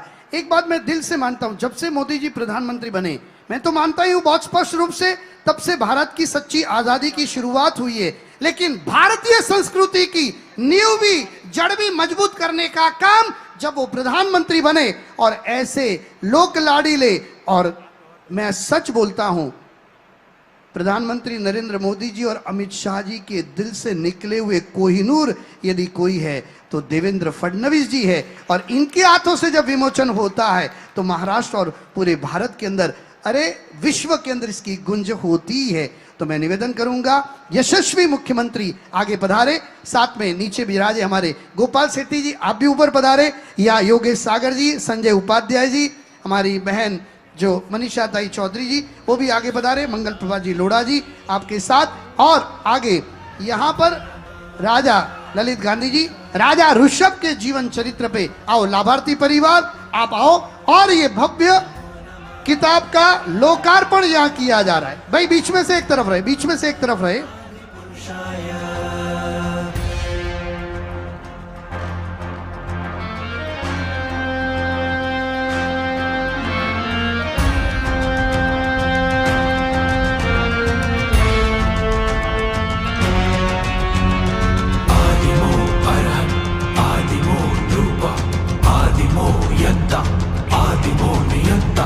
आदिमो अर्हन् आदिमो नृपः आदिमो यन्ता आदिमो नियन्ता आदिमो गुरुः आदिमः स्रष्टा आदिमः कर्ता आदिमो भर्ता आदिमो जयी आदिमो नयी आदिमः शिल्पी आदिमो विद्वान् आदिमो शास्त्रा आदिमो रौद्रः आदिमः सौम्यः आदिमः काम्या।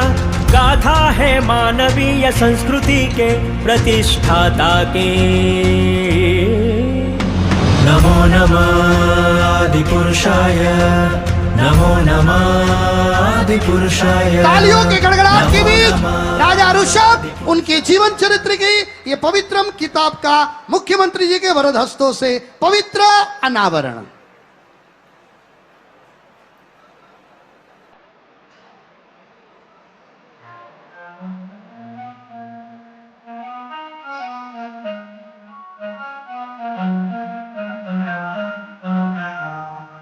करना है विश्व में रोशन हमें जो अपने कल को ले आया ऋषभायन हमारे बीते कल को करना है विश्व रोशन हमें जो अपने कल ले आया ऋषभायन हमारे बीते कल को ले आया ऋषभायन हमारे बीते कल को।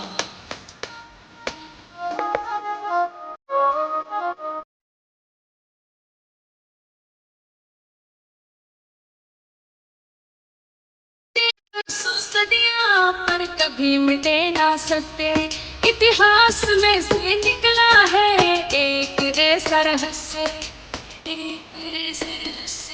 पल बीते बरसों सदियां पर कभी मिटे ना सकते इतिहास में से निकला है ऐसा एक रहस्य। मिट्टी से बर्तन बनाना कला कहाँ से आई है किसने केश गुंफन और गर्दन कला श्रृंगार बताई है पाक कला राजस्थान की है जानी पहचानी महाराष्ट्र और सौराष्ट्र की युद्ध कला जग जानी ओडिशा की शिल्प कला और पंजाब की खेती है युक्ति कला यूपी बिहार की दिल्ली की राजनीति है युक्ति कला यूपी बिहार की दिल्ली की राजनीति है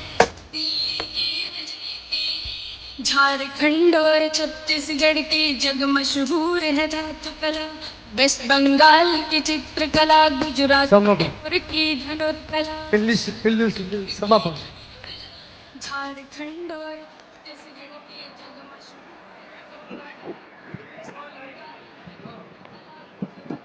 यहाँ पर हमारी प्रथम सेशन का अंत होता है। 2 बजे दूसरा सेशन शुरू होगा। 2 बजे के सेशन में राहुल कपूर जी यहाँ पर एक धर्म चर्चा का आयोजन किया गया है।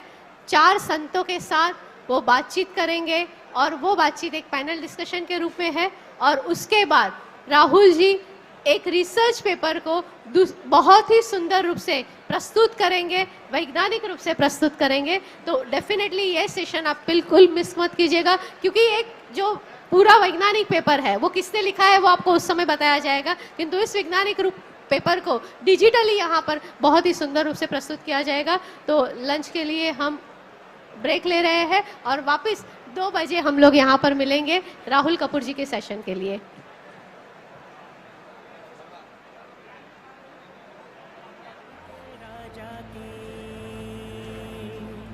ये गाथा है नाभि के पुत्र की मंत्रवाद काव्य व्याकरण लिपि खेल कूद या व्यापार अंताक्षरी हो या पहेलिया स्वप्न सुगन और ग्रहचार मंत्रवाद का